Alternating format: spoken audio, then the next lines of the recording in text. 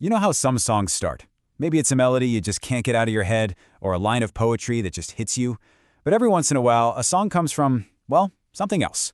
A place, a specific moment, a meeting. And that's the story we're diving into today. And believe it or not, it all starts right here. I mean, look at this.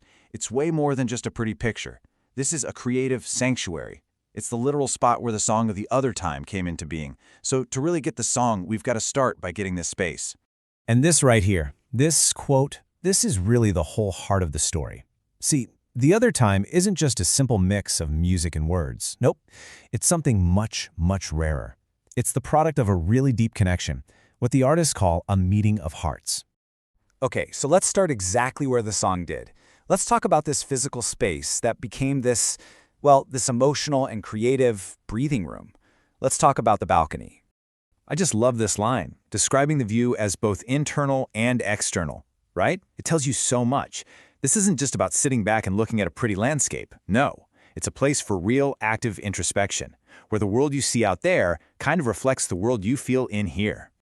And that's exactly why this balcony is so much more than just a place on a map. It's a state of mind. It's a conscious choice to hit pause on the chaos of everyday life. It's a space where you can actually tap into that different kind of awareness the song is named after, the other time. But you know, a special place? That's only half of the puzzle. The real magic, the spark, happens when that place helps create a special connection, a kind of mutual resonance between two people. So think about your typical collaboration in the arts. It's usually pretty technical, right? Professional, focused on getting a task done. But this was completely different. This wasn't about tasks. It was a meeting of sensitivities, of depths, and it was all built on something so simple but so powerful, just truly listening to each other. And that is the absolute key difference here. This song wasn't the result of some business deal or a professional contract. No way. It grew organically from a real, genuine human bond. And that is what created the space for this incredibly rare and powerful kind of creative honesty to come through. And this is what that resonance actually looks like in practice. The song wasn't just built, piece by piece. It just sort of emerged. It happened. The whole process was less about trying to manufacture something new and more about discovering something that was already there, just waiting for them to find it. So, okay, we've got this unique space, we've got this really profound connection, so what comes out of that? A journey through words. Let's actually dive into the lyrics and see what they're all about. The song's emotional journey is, well, it's a journey in itself. It starts off in this kind of melancholy autumn vibe, acknowledging that time is passing. But then, boom, the chorus hits and everything pivots towards strength and clarity. And where does it all end up? With this super powerful realization. That other time you're looking for, it's not in the future. It's right now. And this line right here, this is the philosophical heart of the entire song. I mean, it doesn't try to deny sadness. It doesn't pretend that pain isn't a real thing. What it does instead is it completely reframes it. It's saying that melancholy doesn't have to be an endpoint. It can be the thing that kicks off your evolution. All right, so all of this leads to a pretty radical idea about what it even means for a song to be successful. And spoiler alert, it has nothing to do with charts or streaming numbers. It has everything, and I mean everything, to do with the listener. We're all trained to measure success by the numbers, right? Streams, views, how many people like it. But this song just throws that whole idea out the window. It suggests a totally different way to measure success. It's not about reaching millions of people. It's about connecting really deeply with just one person. It's not about using numbers to prove it deserves to exist. It's about creating one single, true encounter. That's it, just one.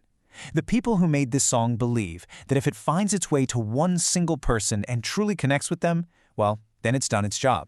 Its entire purpose is fulfilled. Just think about that for a second. How powerful is that philosophy? It's saying that art doesn't need millions of fans to be valid. Its real value is in something much smaller and more profound. A direct, meaningful connection between the person who made it and the person who hears it. That one connection, that's not just a number. That's an entire world. So, when you pull it all together, the place, the people, the words, this whole philosophy, you start to realize that the other time isn't really just a song, it's a meeting. So yeah, the other time. It has zero to do with what's on the clock, like 5 p.m. or next Tuesday. It's a state of being. It's that moment you're on the balcony, or in that deep conversation, or listening to that one song that just makes you feel totally present and connected. It's a moment of pure human grace. So when you look at it, this whole song is really just a tapestry woven from different meetings. You've got the meeting of the two creators, the meeting of those feelings of melancholy and hope, the meeting of our inner and outer worlds, and maybe the most important one of all, the meeting between the heart that made the song and the one single heart that truly, deeply hears it. And that brings us right back to where we started, on this balcony. But now it's not just a place with a pretty view, is it? It's become a symbol. It's a symbol for any space where these kinds of meetings can happen, where a simple song can become something so much more. And all of this really just leaves us with one last question to chew on. What is your other time? Where is that place? Or who is that person? Or what is that moment that lets you hit pause, really connect, and experience that for yourself?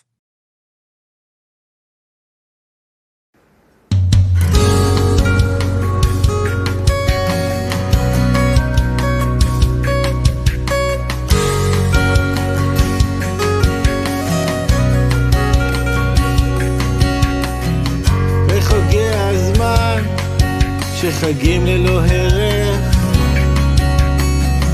מסמנים עונה מתחלפת מילים עתיקות נכתבות בדרכה על נייר שנתלש מדפדפת רוח סתווים שנושקת שנתה מזכירה להלג עוניה במקום לבכות מרה אפשר להתפתח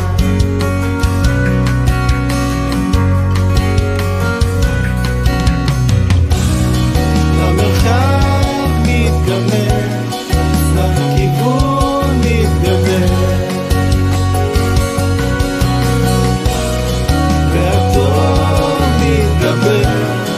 זה הזמן האחר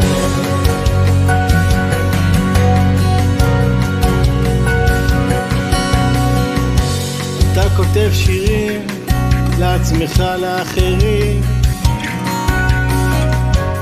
השירים שלך נוגעים רגשות מתחברים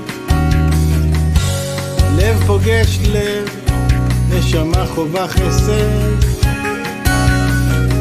זה זמן לשבת על המרפסת ולהקשיב לכל הציפורים למה לחכות לימים אחרים